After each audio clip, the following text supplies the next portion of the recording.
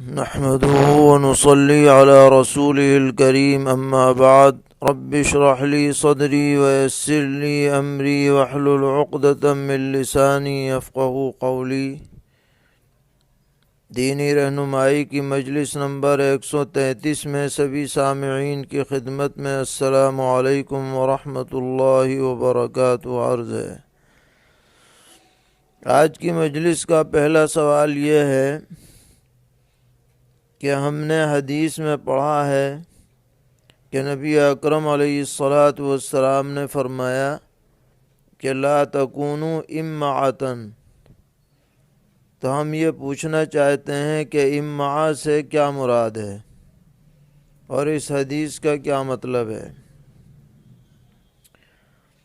تو جواباً عرض ہے کہ جس حدیث کا آپ نے حوالہ دیا ہے یہ حدیث سنن ترمذی میں 2007 نمبر پر باب ما جاء فی الاحسان والعفو میں ابواب البر والصلہ میں موجود ہے، اور پوری حدیث کی عبارت یہ ہے کہ نبی اکرم علیہ الصلاۃ والسلام نے فرمایا لا تکونوا امعۃ تقولون ان احسن الناس احسننا وان ظلموا ظلمنا ولكن وطنوا انفسكم ان احسن الناس ان تحسنوا وان اساءوا فلا تظلموا۔ اس پوری روایت سے خود یہاں پر امعاء سے جو مراد ہے وہ واضح ہو جاتا ہے۔ ترجمہ ملاحظہ فرمائیں، پیغمبر علیہ الصلاۃ والسلام ہدایت فرما رہے ہیں کہ تم لوگ امعاء مت بنو، اور پھر اس کی وضاحت آپ نے فرمائی کہ امعاء کا مطلب یہ ہے کہ تم لوگوں کے بارے میں یہ کہو کہ اگر لوگ ہمارے ساتھ اچھا برتاؤ کریں گے تو ہم بھی اچھا برتاؤ کریں گے، اور اگر وہ ہمارے ساتھ ناانصافی کریں گے تو ہم بھی ان کے ساتھ ناانصافی کریں گے، کہ اگر اس طرح تم کہنے والے ہوگے تو تم امعاء میں داخل ہو جاؤ گے، ایسے مت بنو۔ پھر تمہیں کیا کرنا چاہیے؟ حضور نے آگے فرمایا کہ وَلَٰكِنْ وَطِّنُوا أَنفُسَكُمْ، تمہیں اپنے آپ پر قابو پانا چاہیے۔ اور کیا طریقہ اختیار کرنا چاہیے کہ اگر لوگ تمہارے ساتھ اچھا کریں تو تم ان کے ساتھ اچھا کرو، یہ تو ٹھیک ہے، لیکن اگر وہ تمہارے ساتھ برائی کریں تو تم ان کے ساتھ ظلم مت کرو، تم ان کے ساتھ ناانصافی مت کرو، تمہیں اس پر ثابت قدم رہنا چاہیے۔ تو یہ اصل میں روایت ہے، جو پوری روایت جب پڑھی جائے گی تو یہاں جو امعاء کا مطلب ہے وہ واضح ہو جائے گا۔ اب حضرات شارحین نے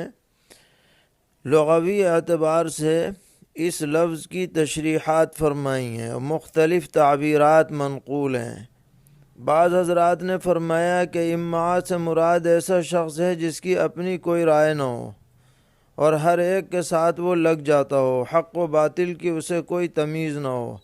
بس ہر ایک کی ہاں میں ہاں ملاتا ہو، یہ امعاء سے مراد ہے۔ تو ظاہر ہے کہ ایسا آدمی ہرگز قابل تعریف نہیں ہو سکتا جو ہر ایک کی ہاں میں ہاں ملا دے۔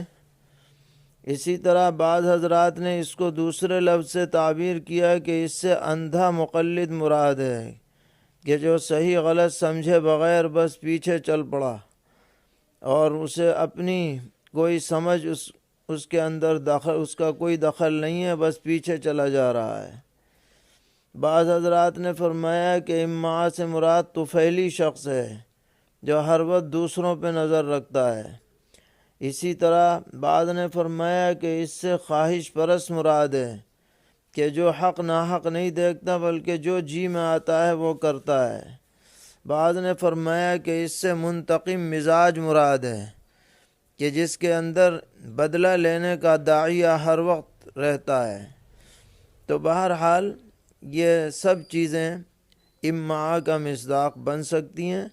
اور سب سے واضح بات وہ ہے جو خود حدیث کے اندر موجود ہے کہ میاں اگر لوگ ہمارے ساتھ اچھا کریں تو ہم بھی اچھا کریں گے، اور اچھا نہ کریں تو ہم بھی اچھا نہیں کریں گے۔ تو یہ طریقہ نہیں ہونا چاہیے، اللہ تعالی ہم سب کی حفاظت فرمائیں۔ پوچھ رہے ہیں کہ حدیث ہے کہ لا تستضیئوا بنار المشرکین، یعنی مشرکین کی آگ سے روشنی مت لو، تو اس حدیث کا صحیح مطلب کیا ہے؟ جواباً عرض ہے کہ یہ حدیث ضعیف ہے اور اس کی تشریح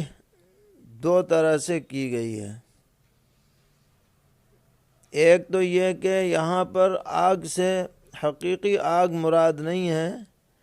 بلکہ رائے مراد ہے، اور حدیث کا مطلب یہ ہے کہ اپنے دشمن مشرکین کی رائے پر اعتماد مت کرو بلکہ خود غور و فکر کر کے فیصلے اور اقدامات کرو، ان کی رائے پر آنکھ بند کر کے عمل مت کرو،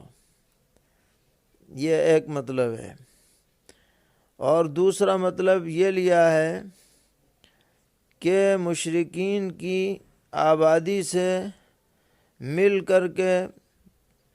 تمہارا قیام نہیں ہونا چاہیے کہ ان کی آگ سے اپنا چولہا جلانے کی ضرورت تمہیں پیش آتی رہے، اتنی قربت ان کے ساتھ مناسب نہیں ہے۔ اور اس کی حکمت اور علت یہ بتلائی گئی ہے کہ ساتھ جب رہنا سہنا ہوگا تو ان کے اخلاق سے، ان کے عقائد سے آدمی متاثر ہو سکتا ہے،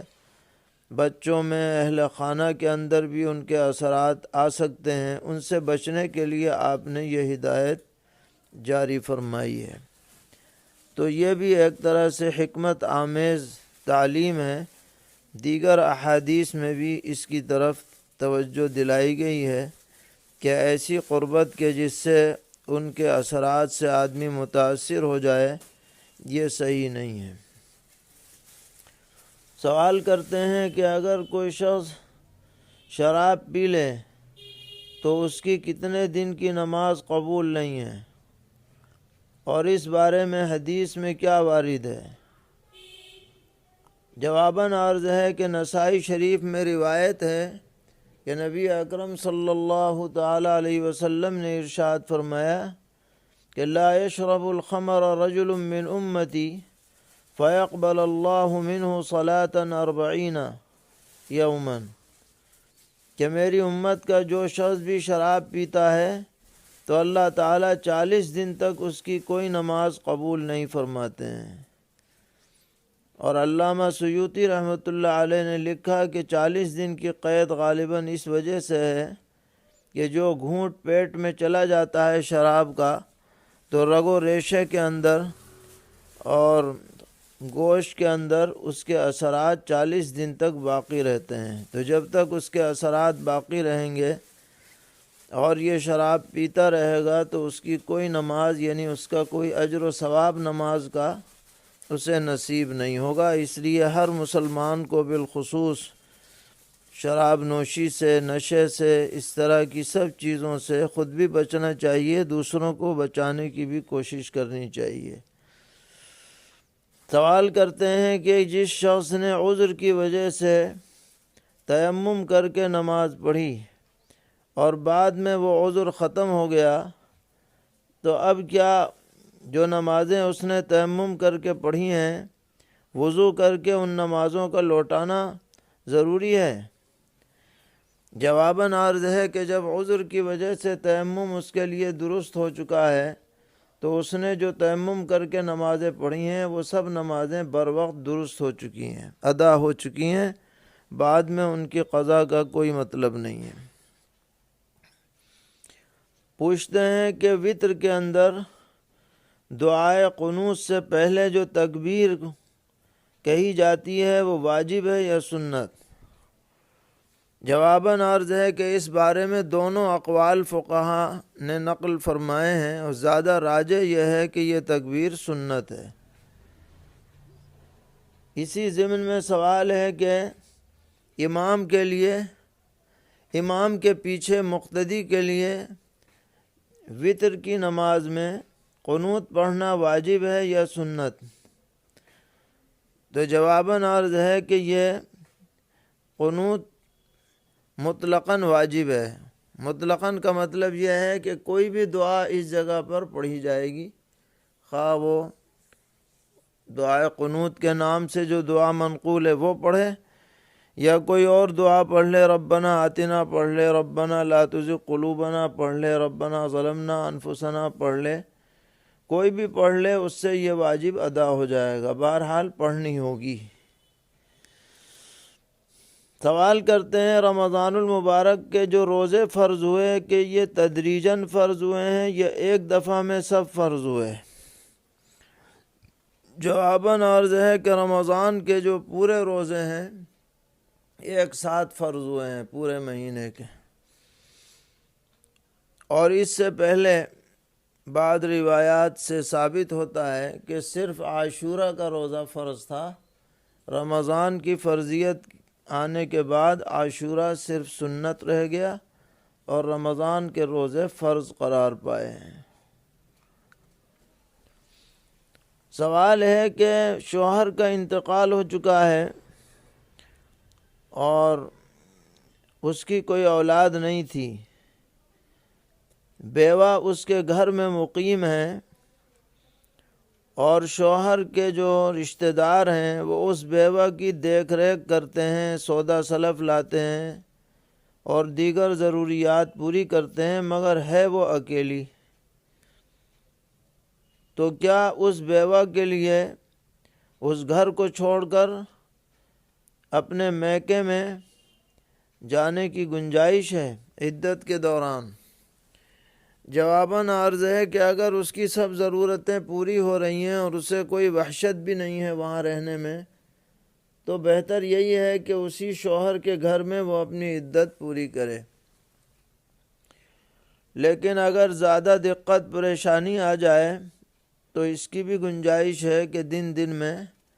وہ ایسی جگہ جا کر عدت پوری کرے جہاں وہ بسہولت بعافیت رہ سکتی ہو۔ پوچھ رہے ہیں شوہر نے بیوی سے کہا کہ تیری چھٹی ہے تو گھر چلی جا، تو اس سے کون سی طلاق واقع ہوئی؟ جواباً عرض ہے کہ اگر اس نے طلاق مراد لی ہے تو طلاق ہوگی، اور اگر اس نے طلاق مراد نہیں لی بلکہ اجازت دینا مراد لیا ہے کہ تو اپنے گھر جا سکتی ہے، تیرے اوپر کوئی روک ٹوک نہیں ہے، یہ مراد لیا ہے، اگر وہ یہ کہتا ہے تو اس سے کوئی طلاق واقع نہیں ہوگی۔ بہرحال ایسے الفاظ بولنے سے احتیاط کرنی چاہیے کہ جس سے بعد میں پریشانی لاحق ہو۔ ایک صاحب سوال کرتے ہیں کہ ہمیں مغرب کی نماز جماعت سے اس حالت میں ملی کہ صرف ایک رکعت باقی تھی، 2 رکعت ہو چکی تھی، ہم نے فوراً نیت باندھ لی اور امام کے ساتھ 1 رکعت ادا کی، تو ہم باقی نماز کس طریقے پر پوری کریں گے؟ تو جواباً عرض ہے کہ اس صورت میں بہتر طریقہ یہ ہے کہ 1 رکعت پڑھنے کے بعد قعدہ کیا جائے، کیونکہ 1 رکعت آپ نے امام کے ساتھ پڑھی، 1 اپنی پڑھی، تو اب 2 رکعت ہو گئیں، اس پر قعدہ ہونا چاہیے۔ اس کے بعد پھر تیسری رکعت پر قعدہ حسب معمول کیا جائے، یہ بہتر اور افضل شکل ہے۔ لیکن اگر کسی نے بیچ میں قعدہ نہیں کیا، سیدھے 2 رکعت پڑھ لی، تو نماز اس کی بھی درست ہو جائے گی، لیکن یہ بہتر طریقے کے خلاف ہے۔ اگر ایسا کیا ہے تو آئندہ اس سے احتیاط کی جائے۔ سوال کرتے ہیں کہ ایک شخص نے ایک جگہ پر 15 دن قیام کا ارادہ کر رکھا تھا اور وہ نمازیں پوری پڑھ رہا تھا، 10 دن کے بعد اس کا ارادہ بدل گیا اور وہ 13ویں دن جانے کا ارادہ رکھتا ہے اس جگہ سے جہاں وہ پہلے 15 دن قیام کی نیت کر چکا تھا، تو اب 10 دن کے بعد جب تک وہ اس جگہ پر مقیم ہے نماز پوری پڑھے گا، سفر سے پہلے یا فوراً نیت کرتے ہی اس کا یہ وطن باطل ہو جائے گا۔ جواباً عرض ہے کہ جب وہ 15 دن نیت کر کے مقیم بن چکا تھا تو اب یہ اقامت اس کی جب ہی باطل ہوگی جب وہ سفر شروع کرے گا، لہذا جب تک وہ اس جگہ پر مقیم ہے پوری نماز پڑھتا رہے گا۔ ہاں جب سفر شروع کر دے گا تو حسب ضابطہ قصر کرے گا۔ اللہ تعالی ہم سب کو دین پر استقامت عطا فرمائیں اور ہر طرح کے شرور اور فتن سے محفوظ رکھیں۔ وصلی اللہ تعالی علی خیر خلقہ محمد وآلہ وصحبہ اجمعین برحمتک یا ارحم الراحمین۔